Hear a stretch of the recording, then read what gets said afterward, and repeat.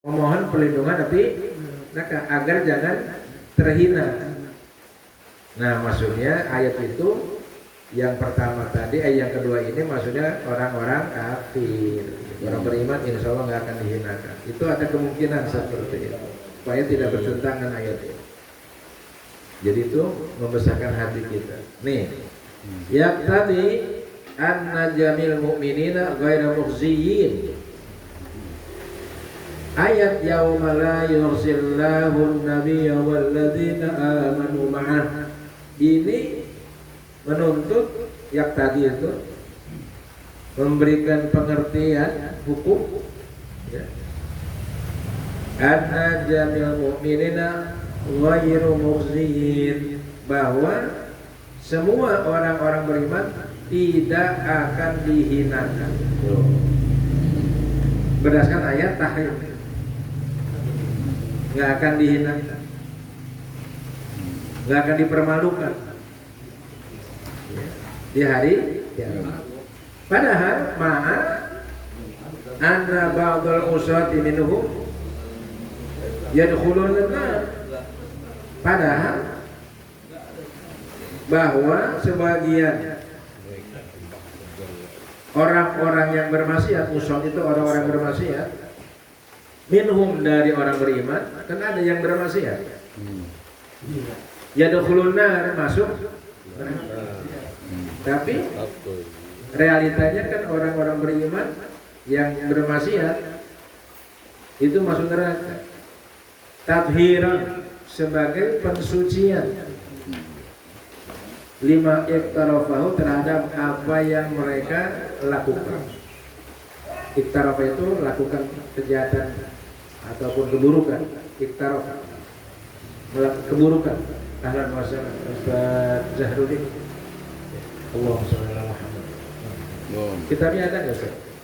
Kalau nggak nanti disiapkan fotokopi. Ya nggak apa-apa.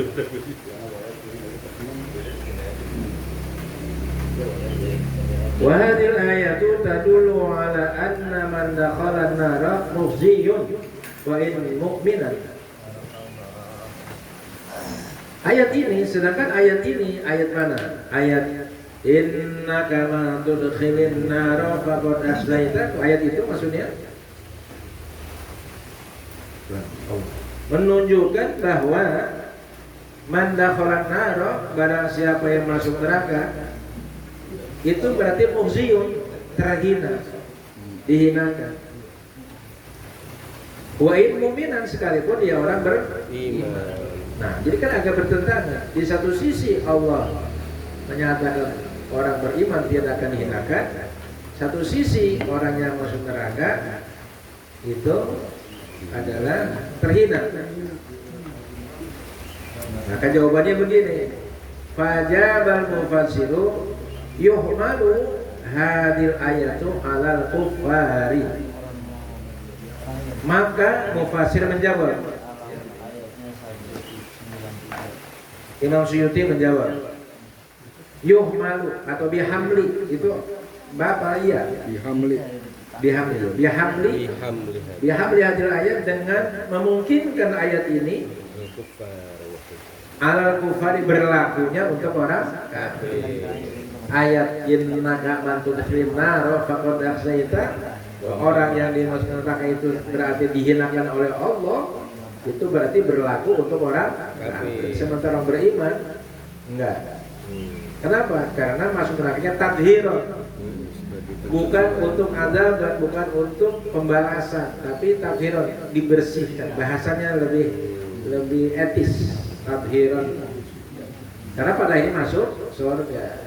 Jadi masuk nerakanya tidak kekal, itu bukan hina. Wajar lah kalau kita masuk rumah cuci kaki dulu kan begitu. Kalau zaidatun ainit tauhid fil mubtada'il muakhkhar. Di dalam ayat ada min zaidah, min zaidatun. Wa ma lil zalimin min ansar, kan itu ada. Kenapa ada min? Min itu zaidah, tambahan.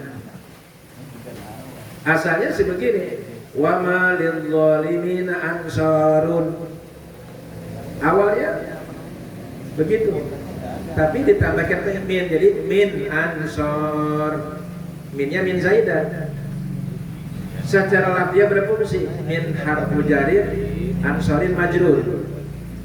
Tapi secara makna nggak berfungsi. Fungsinya apa? Min itu fungsinya takkid, litaukid, untuk penekanan, penegasan, pengokohan, penguatan. Fil mubtada muakhar terhadap mubtada muakhar ansor, itu mubtada muakhar, asalnya ansorun. Ma ansarun lil zalimin, tidak ada pertolongan bagi orang zalim, asal begitu. Tapi untuk betul-betul menafikan pertolongan itu pakai min ansar. Sama sekali orang-orang zalim itu tidak mendapatkan seujung kuku pun enggak. Kalau masih ansarun, ma ansarun masih ada itu walaupun sedikit. Tapi kalau udah pakai kata min, kagak dah, enggak ada sama sekali. Ya. Orang-orang zalim dalam arti orang-orang kafir, ya, zalim di sini kafir. Nah itu nggak ada sama sekali pertolongan, bantuan dari atau keringanan gitu nggak. Kalau orang Islam kan walaupun disiksa ada keringanan. Jumat libur, Senin libur. Kalau ada doa dari kiriman orang hidup bisa tahu libur dalam kubur. Kalau orang kafir jegur terus, kagak ada ngasonya, jeger aja. Kalau lil zalimina khabarun muqaddamun. Kalimat atau ayat lil zalimina itu khabar muqaddam. Awalnya kan mubtada awal, khabar itu di akhir tapi dibalik. Ma lil zalimina ansarun, tambah min jadi min ansar. Munadiyan aidayan, yakni mengundang atau memanggil. Rabbana innana sami'na munadiyan ayat itu maksudnya apa? Aidayan, orang yang mengundang, malaikat yang menyeru, memanggil. Atau bisa juga langsung Allah. Wa huwa la hadfi mudhafin, kalimat munadian itu dasarnya atas membuang mudhof, ada kalimat yang dibuang, kalimat sandarannya dibuang. Ai nidaa munadin, asalnya nidaa munadin, panggilan orang yang memanggil, tapi dibuang kalimat nidanya, yang ada tinggal munadian. Kalau yunadi sifatun li munadian, kalimat yunadi itu menjadi sifat bagi kalimat munadian. Munadian yunadi, orang yang menyeru, Jadi ada kata sifat yunadi, jumlah fi'il fa'il menjadi sifat. Ala sahih berdasarkan kaul sahih, kaul yang benar. Yang sahih nanti ada ghairu sahih. Khilafan liman jalu maf'ulan tsaniyan li sami'a, berbeda bagi orang yang menjadikan kalimat yunadi itu, munadian itu menjadi maf'ul tsani li sami'a terhadap kalimat sami'a. Beda, ada kelompok orang ulama yang memahami kalimat munadian itu maf'ul kedua dari kalimat sami'na. Kalimat sami'ah kan ada Rabbana innana sami'na munadian, itu maf'ul kedua, na-nya maf'ul pertama. Alasannya apa? Li'anna la tansibu illa maf'ulan wahidan ala sahihi, karena kalimat sami'ah tidak menasabkan kecuali satu maf'ul saja ala sahih. Maka oleh karena itu pendapat bahwa kalimat munadian menjadi maf'ul kedua kurang kuat.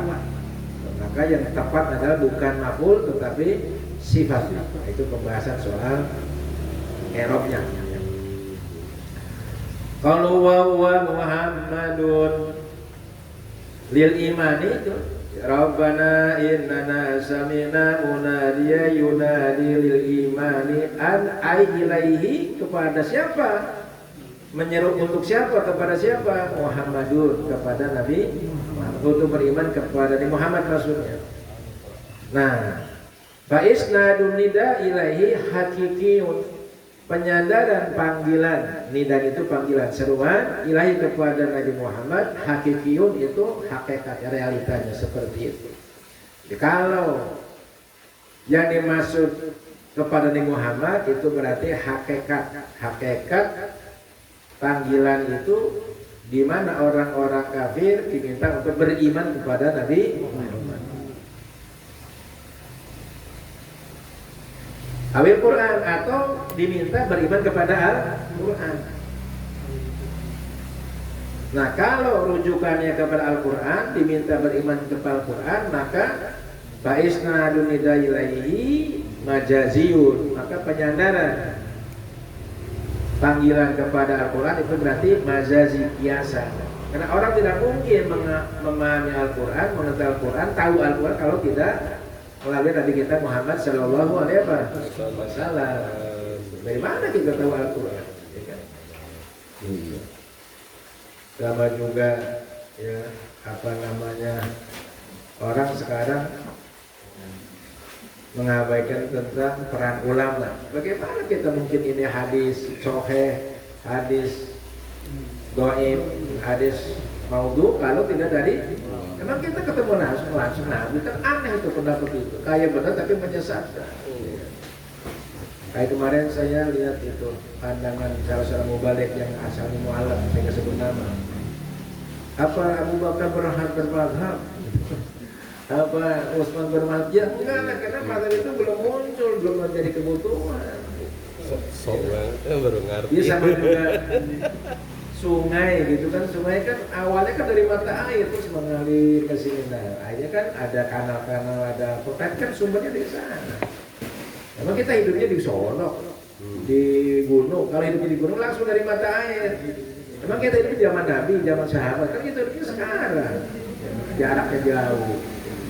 Nah, itulah saya melihat banyak pernyataan-pernyataan mubalik yang apalagi berlatar belakang, ya, tidak ngantret, nah itu ngomongnya kayak bener tapi salah. Kita malah wajib bermadhab, karena kalau nggak bermadhab dari mana kita? Dari mana sumbernya? Iya, sumbernya dari mana? Sama juga gambarannya itu air kali kan dari sono, dari mana? Dari mata air di gunung. Nah, kalau orang yang di gunung yang ambilnya langsung ke mata air jernih. Kita ini tinggal di Jakarta, alirannya jauh. Nah, kita ini jarak dengan Nabi kan ribuan tahun. Berarti mengambil syariatnya itu dari para ulama-ulama. Ulama ngambil dari hulu sungai sana. Soalnya kalau kita tinggalnya di sungai Cianjur. Banyak gambaran dari itu. Di Mizal Kubro itu begitu. Kalau aminu, ayat di sini menggunakan an itu apa? An tafsiriyah, ya, penjelasan. Birabbikum, an aminu birabbikum, bahwa mereka beriman birabbikum kepada Allah. Tapi di sini kalimat yang dikatakan Rabbun, karena ada huruf ja jadi Rabbi, karena ada ba, hukumnya dimudaf jadi Rabbikum. Apa Rabbun itu? Rabbun itu Khaliq, pencipta, pemelihara, pengatur, pemberi rezeki banyak. Maka disebut Rabbu, bukan Allah. Jadi kapasitasnya yang disebutkan. Ay sodaku, yakni mereka membenarkan. Jadi iman itu maknanya membenarkan. Walaupun mulutnya ngucap, kalau hatinya nggak membenarkan, bukan iman, namanya munafik. Maka definisinya apa? 3 dimensi. Apa? Qaulun bil lisan, wa amalun bil arkan, wa tasdiqun bil janan atau bil qalb. 3 dimensi. Kalau bahasa Sunda mah ngucap, tekad, lampah. Kalau bahasa Sunda. Ngucap itu lisan, ngucap lisannya ngucap, syahadat. Ya. Tekadnya hati membenarkan, lampanya dilakukan, laku lampah. Jadi ucap, tekad, lampah. Cek orang Sunda. Kalau bahasa kitanya ucapan, perbuatan, keyakinan. Jadi walaupun mengucap melakoni, kalau nggak yakin, belum masuk iman belum. Nah, perlunya ini peningkatan keyakinan. Bukan keyakinan yang dipaksakan, bukan keyakinan yang indoktrinasi. Keyakinan muncul dari kesadaran diri kita sendiri. Mulai bertahap ilmu yakin, sampai itu perlunya terus meningkatkan kualitas keimanan kita dalam dimensi keyakinan. Karena iman itu asal yakin, bukan hanya percaya, yakin. Di sini makanya saya selalu mentafsirkan sodaqu, mereka membenarkan sodaqu pakai tasdid. Bi'annahu yajibu lahu kullu kamalin, bahwa hanya Allah yajibu lahu pasti. Yajibu di sini pasti. Jadi pasti lahu bagi Allah itu kullu kamalin, setiap kesempurnaan. Jadi Allah pasti segala sesuatunya sempurna. Apa? Sifatnya sempurna, apanya sempurna, zatnya sempurna, asmanya sempurna. Kul itu ada kul-kullu, ada kul-kulli. Beda itu. Kamal kayak kul kamal apa kul kamalin? Kullu kamalin, setiap kesempurnaan. Jadi yang sempurna itu milik siapa? Hanya Allah yang sempurna gitu. Ya, apanya saja, ya sifatnya, ya akalnya, ya asmanya, ya zatnya. Wa yastahilu alaihi kullu nafsin. Wa yastahilu alaihi, dan mustahil, tidak mungkin, tidak masuk akal alaihi atasnya Allah kullu nafsin, setiap orang. Makanya ini harus menjadi landasan ketauhidan kita. Dalam bahasa Nabi Gampang, muttasifun bi kulli kamalin munazzahun an kulli nafsin. Maka selalu ditutup dengan subhana rabbika rabbil izzati amma yasifun. Qalu faghfir lana dzunubana. Kalimat faghfir lana dzunubana ay usturha, tutupi ya Allah. Maksudnya kesalahan kita ini, dosa-dosa kita ini jangan terbuka. Usturha, tutupi ya Allah kesalahan kami, dosa-dosa kami. An ayunil khalqi, dari mata manusia. Khalqi itu manusia, makhluk. Jangan sampai terbongkar kayak saya. Saya banyak dosa, banyak kesalahan, tapi kan bapak-bapak saudara nggak tahu, karena ditutup. Nah itu maknanya itu ampunan. Artinya ampun itu kesalahan kita ditutupi oleh Allah. Dihalang sehingga orang nggak ingat, nggak tahu. Seperti Umar kan dulu Al-Ghazali, musuh Islam yang paling beringas. Tapi orang nggak pernah nyebut-nyebut latar belakang, hilang aja, lupa aja. Nah itu mana maghfirah begitu? Itu tandanya ampunan, diampuni oleh Allah. Kalau orang masih nyebut-nyebut kesalahan kita, ustaznya itu dulu begini, itu berarti belum diampuni oleh Allah. Iya, kalau masih disebut-sebut orang, diceritain orang gitu, dulu itu begini. Nah itu berarti Allah belum nutup, berarti belum diampuni dosa. Kalau diampuni itu sama sekali tertutup, orang udah nggak ingat aja, udah sama sekali aja tertutup, nggak kecium, nggak kedengar, nggak kelihat. Nah itu berarti diampuni dosa. Maknanya begitu. Kalau masih ada yang rekam digital, berarti nggak bakal bisa hilang, berarti nggak diampunin terus. Apa itu? Kalau rekam digital nggak hilang-hilang, ya tergantung tergantung si Google ya. Kagak diampunin terus sih, masih ada. Dia satu-satunya yang bisa menghapus kan si Google. Tapi kan ada aturan, kita tidak bisa melihat jejak digital seseorang kalau tidak berdasarkan undang-undang ataupun peraturan dari pengadilan atau negara yang minta, atau si Google-nya langsung. Nah gitu ya. Nah sekarang kalau aktivitas digital kita aja ada rekam jejaknya, nah aktivitas omongan kita itu juga rekam jejaknya ada. Nah, nanti akan dihapus pada akhirnya. Nah, tapi sementara di dunia ini ditutup oleh Allah, maka maknanya kustur. Jadi kita minta ditutup kesalahan kita. An ajinil khalqi dari mata manusia, supaya orang nggak lihat, nggak dengar, nggak ngomong tentang salah kita, tentang dosa kita, nggak disebut-sebut. Itu tandanya diampuni oleh wa kaffir anna sayyiatina, dan hapuskanlah dari kami sayyiatina, kesalahan kami. Jadi naik tuh. Dua, waghfir lana dzunubana wa kaffir anna sayyiatina. Naik dari dosa ke kesalahan. Yang kesalahan pun ya Allah dihapuskan. Ai qatiha anna, tutupi ya Allah. Ghatiha, tutupi ya Allah kesalahan kami itu. Sayyiat tadi anna dari jangan sampai terbuka, jangan sampai kecium, jangan sampai kedengar, jangan sampai kelihatan. Fala tu'akhirna biha, maka jangan kau balaskan, siksa kami biha dengan kesalahan. Oleh karena tertutup, oleh karena ya terhapus, maka tidak akan disiksa, jangan sampai disiksa. Wamquha, dan hapuskanlah ya Allah minas suhufi, dari lembaran-lembaran, dan dari catatan-catatan kehidupan kita, ya, itu nanti dihapus. Karena yamhullahu ma yasha wa yusbit.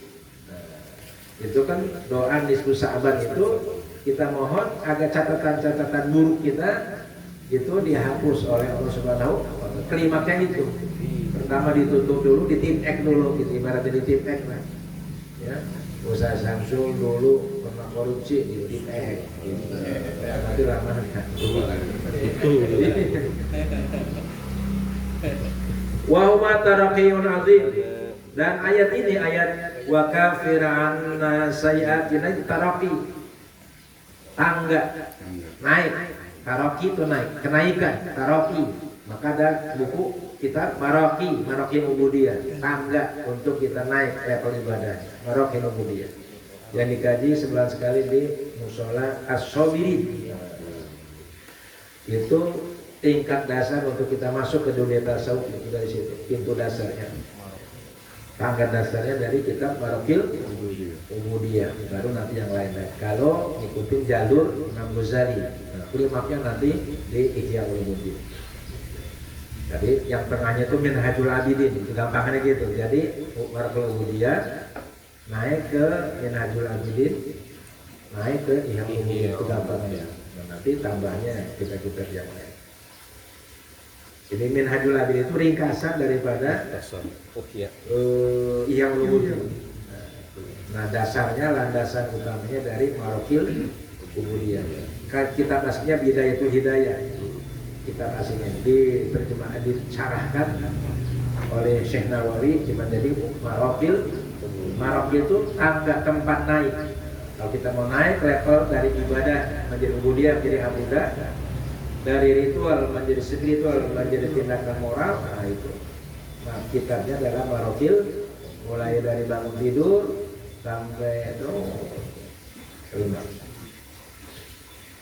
Ini taraqiun azimun, tangga kenaikan yang besar. Fi qalbil maghfirah, pada untuk maksudnya mencari ampunan. Jadi bukan hanya dosa besar yang kita minta diampuni, tapi juga dosa-dosa. Maka kalimatnya Rabbana faghfir lana dzunubana wa kaffir anna, dari dzunubana menadi sayyiatina, itu taraqi, naik level.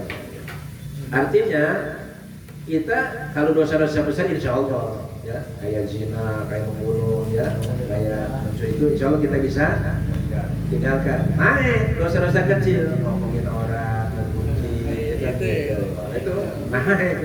Jangan yang dosa-dosa besar. Kalau dosa besar, selevel ustaz udah aman. Insya Allah. Dosa kecil, nah belum tentu naik. Maka taraqi azim itu harus naik kita. Virus itu ya. Jangan melakukan dosa-dosa lagi.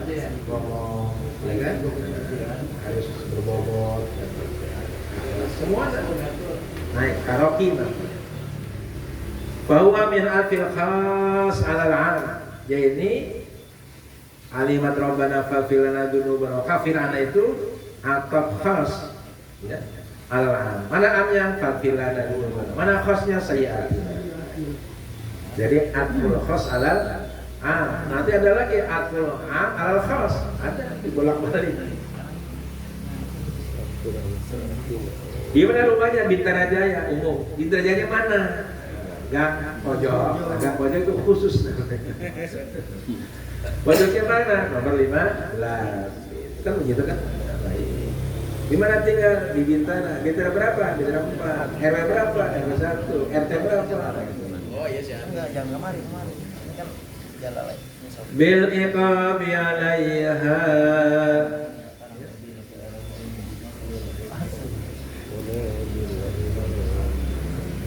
Dengan disiksa atas kesalahan itu. Di dalam Jalalain itu kan diterangkan bahwa wa kaffir 'anna sayyi'atina fala tudhiruha. Jangan kau tampakkan kesalahan itu bil iqabi 'alaiha, dengan disiksa. Itu maksudnya ya. Jadi apa? Ay wala bil itabi 'alaiha, dan jangan dicela. Kalau iqab siksa, atap, ada iqab, ada itab. Kalau iqab siksa, itab itu dicela. Iya, dicela. Dimaki-maki gitu. Dipukul sih nggak akan dimaki-maki. Iya. Kalau iqab terkait dengan fisik, kalau itab terkait dengan hati, perasaan. Dipukul sih nggak ngomongin nyelekit. Wa tawaffana ma'al abrar. Kalimatnya wa tawaffana ma'al abrar, ay uksurna ma'ahum. Ya, dihimpunkan kami ya Allah ma'ahum, bersama mereka. Maksudnya tawaffana ma'al abrar kan nggak mungkin bareng artinya. Maksudnya uksurna, himpunkan kami ya Allah ma'ahum, bersama mereka di hari kiamat, di padang mahsyar. Rombongannya rombongan orang-orang abror ya, semoga kita rombongannya rombongan orang an'amta alaihim minan nabiyyin wasiddiqin wasyuhada wassalihin wa alhiqna bis-shalihin. Ya, wa ja'alna fi zumratin, dan jadikan kami fi zumratin, dalam golongan mereka. Wa alhiqna bis-shalihin. Lalu siapa abror itu? Wal muradu bil abrar al-mutahharuna alladzina lam yaf'alu dzunuban. Wal muradu, yang dimaksud dengan abrar, ada muqarrab, ada abrar. Al-mutahharun, orang-orang suci. Al-mutahhar, orang-orang yang disucikan hatinya. Jadi kesucian itu sebenarnya buah hasil daripada upaya kita. Al-mutahharun, makanya disucikan. Makanya ada dua, ada mukhlis, ada mukhlas. Apa bedanya? Kalau mukhlis itu orang yang ikhlas, kita berupaya, berusaha, berjuang untuk ikhlas, itu namanya mukhlis. Akibat masih dalam proses upaya, perjuangan, usaha. Nah, hasilnya mukhlas. Kalau mukhlas itu Allah yang ngasih. Jadi membersihkan hati kita itu Allah, bukan kita. Kita berupaya supaya dibersihkan. Tapi nanti yang memberi siapa? Allah. Maka yang tidak bisa digoda setan itu adalah illa min ibadikal mukhlasin, bukan mukhlisnya. Orang mukhlis itu masih bisa digoda, masih bisa dibujuk, masih bisa dirayu, masih bisa dijebak, masih bisa ditipu sama setan. An-nasu kulluhum halaka ilal alimun wal alim halaka ilal amilun wal ilal mukhlisun wal mukhlisun al khatirul azim, kata Imam Ghazali. Manusia itu hancur kecuali berilmu. Orang berilmu pun hancur binasa kecuali orang yang mengamalkan ilmu. Orang yang mengamalkan ilmu hancur binasa kecuali orang yang ikhlas. Orang yang ikhlas pun ala khatirul azim, masih di ujung tanduk. Nah, kalau yang ikhlasannya masih di ujung tanduk, diterima apa enggak oleh Allah, apalagi maka yang dilihat oleh Allah adalah man jahada fina. Nah, maka yang dilihat itu jihadnya, perjuangannya, upayanya, kerja keras yang mau dilihat oleh Allah sampai mati gitu tuh. Ada mukhlis, ada mukhlas, ada yang tidak digoreng itu mukhlas. Nah, ada mutahhir, ada mutahhar. Mutahhar itu orang yang sudah dibersihkan hatinya. Itahhirahum. Ya. Air suci mensucikan, ada yang suci tapi tidak mensucikan. Nah, orang yang disucikan ini bisa mensucikan orang. Siapa? Para nabi. Maka nabi itu bisa memberikan syafaat. Kita juga bisa kalau hati kita suci. Kalau naik level dari suci, mensucikan. Kalau kita tidak bisa mensucikan, ya minimal kita suci lah. Air suci, walaupun tidak layak untuk diminum, boleh untuk diminum. Kila bara untuk mensucikan orang, ya diri kita aja dulu dah selamatin dah. Insya. Tapi kalau kita sudah disucikan, kita bisa. Kayak air mensucikan. Bagaimana caranya di kampung dikumpulin air apa itu? Bekas sucian itu apa namanya? Air mustamal dikumpulin. Air saudari, jadi satu bisa start naik dari suci maka doa kita ini kalau gabung jadi kuat. Kekuatannya naik. Kalau sendiri-sendiri belum tentu. Nah itu perlu berjamaah, zikir berjamaah, tawadhu berjamaah, sholat berjamaah, doa berjamaah. Kecuali kalau ada hal-hal khusus. Alladzina lam yaf'alu dzunuban, mereka-mereka yang tidak mengerjakan perbuatan apa? Enggak mengerjakan dosa. Ya para nabi, kan nabi itu kan namanya maksud, terjaga, terpelihara dan mustahil berbuat dosa. Kalau ulama, kalau wali-wali itu terjaga tapi tidak mustahil berbuat. Kalau kita tidak terjaga, tidak mustahil.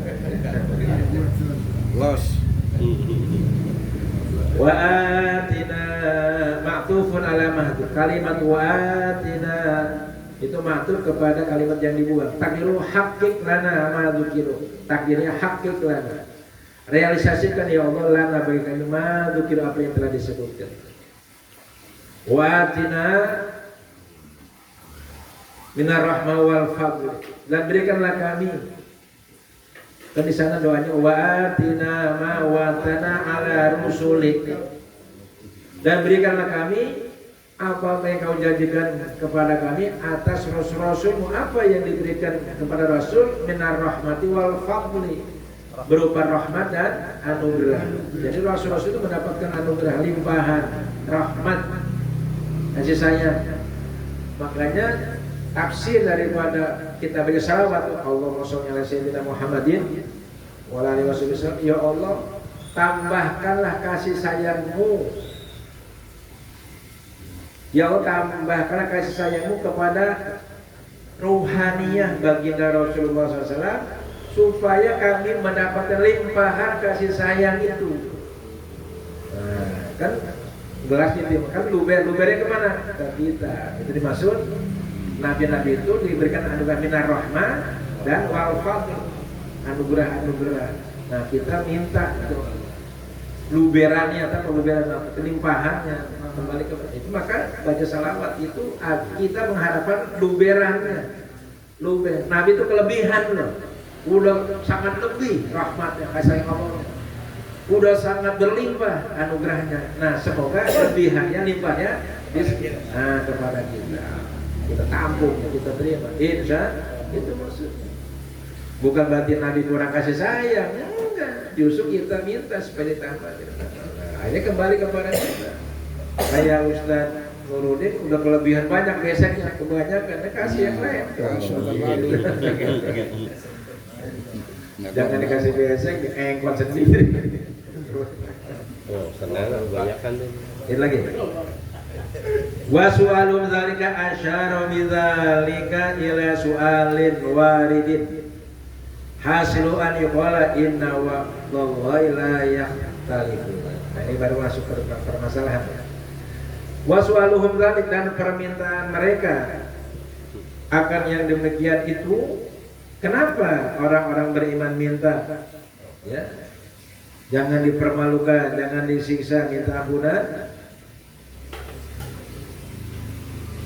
Penjelasan tafsir wa su'alum dzalika di dalam Jalalain itu Padahal kan janji Allah kan pasti, nah maka diminta juga pasti, kan gitu. Nah, ini mengisyaratkan, menunjukkan bidzalika dengan tafsiran wasu'aluhum dzalika itu ila su'alin waridin, kepada pertanyaan yang datang. Nanti akan dijelaskan. Hasiluhu, di mana kesimpulannya, an yuqala, bahwa dikatakan inna wa'dallahi la yakhtalifu, bahwa janji Allah tidak akan sulaya, tidak akan meleset. Nih firman Allahnya, wa'adallahu alladhina amanu wa 'amilus solihati minhum maghfiratan wa ajran 'azima. Ayat berapa itu Ustaz? Waduh. Wa'adallahu alladhina amanu wa 'amilus solihati minhum maghfiratan wa ajran 'azima. Wa'adallahu, Allah berjanji. Wa'ada wis janji sapa Allah. Pun menjanji sapa Allah, sudah berjanji Allah. Berjanji apa siapa? Alladzina amanu, kepada orang-orang beriman. Apa cukup beriman enggak? Wa amilas shalihat, yang beramal. Iman harus melahirkan amal soleh. Amal soleh harus muncul dari landasan keimanan. Iman yang produktif, iman yang mengamalkan amal soleh. Amilu sholihat, bukan satu, sholihat. Minhum, sebagian, berarti sebagian beriman tapi gak beramal soleh. Beramal soleh tapi gak beriman. Nah, kalau orang beriman dan beramal soleh, sebagiannya, tidak seluruh umat manusia, apa yang dijanjikan Allah? Maghfirah. Allah menjanjikan wa ajran. Nah, lalu apa perlunya minta? Kan udah janji Allah. Kan Allah nggak akan meleset janji. Kok masih minta? Nggak percaya, nggak yakin. Nah, gitu maksudnya. Kenapa masih minta? Minta ampunan. Nih penjelasan. Fala faidata fi dzalika su'al, maka tidak ada manfaatnya, faedahnya di bulannya fi dzalika su'al, dalam meminta itu. Apa gunanya minta? Orang bakal pasti dikasih kok. Gini. Nanti saya dulu ini pengantar dulu. Pernah nggak sekolah dulu masih kecil? Orang tua pasti ngasih duit nggak kalau jajan, kalau pagi? Pasti. Nanti kita, mak minta duit mak minta jajan. Padahal pasti dikasih, nggak minta pun dikasih. Itu apa artinya? Bukan nggak percaya sama orang tua. Itu membuktikan bahwa kita memang butuh, sangat butuh, ya Allah. Bukan nggak percaya. Adabnya.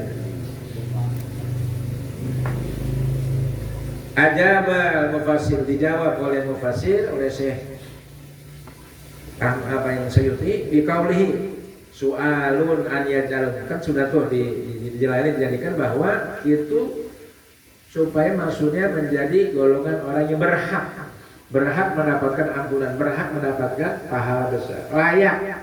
Maka tugas kita memantaskan, memposisikan diri, memantaskan diri untuk layak apa enggak doa kita ini, ya dikabul gitu. Kalau Allah pasti kan kitanya pantas enggak, gitu, ya kan? Layak apa enggak? Itu tugas kita, hanya memantaskan diri, melayakkan diri kita, memposisikan diri kita. Nah, lalu oleh Syekh Sobi dijelaskan lagi lebih jauh begini. Wa hasilu dzalikal jawabi anal akibata majhul. Kesimpulan jawaban itu begini, anal akibata majhul, bahwa akhir kehidupan seseorang itu kan gelap, nggak diketahui. Kita nih, apakah husnul khotimah? Apa husnul khotimah, tahu nggak? Makanya ada doa, ya Allah biha di husnil. Nah, sama ingin saya jelaskan. Kalimat ya Allahu, alif itu alif wasol, bukan alif kokoh. Maka yang bagus baca dia wasal. Ya Allah biha, ya Allah biha, ya Allah bi husnil khatimah. Jangan ya Allah biha, ya Allah biha. Boleh, tapi kurang bagus. Yang bagus bacanya di wasal. Ya Allah biha, ya Allah biha. Nah, sama dengan billahi, bukan bi Allahi kan. A-nya nggak dibaca, nggak disebut. Jadi kalau kita baca Ratibul Hadad tuh ujungnya kan ya Allah biha, ya Allah biha, ya Allah bi husnil khatimah. Nah, bacanya itu ya Allah. karena dewasa. Jadi A-nya nggak bunyi, alifnya nggak bunyi, ini alifnya alif wasal. Jadi bacanya ya Allah, bukan ya Allah biha ya Allah. Boleh. Kan kata ini tuh ya Allah ya Allah ya Allah. Nanti lama-lama ya Allah ya Allah ya Allah. Nanti lama Allah Allah. Lama-lama hu lama-lama enggak bersuara. Iya, yang ada sirnya, yang dikir sir enggak bersuara. La sautun wala harfun. Itu nantilah ya latihannya tuh ya lama lah gitu ya. Pokoknya harus latihan dulu, lisan dulu, kol dulu.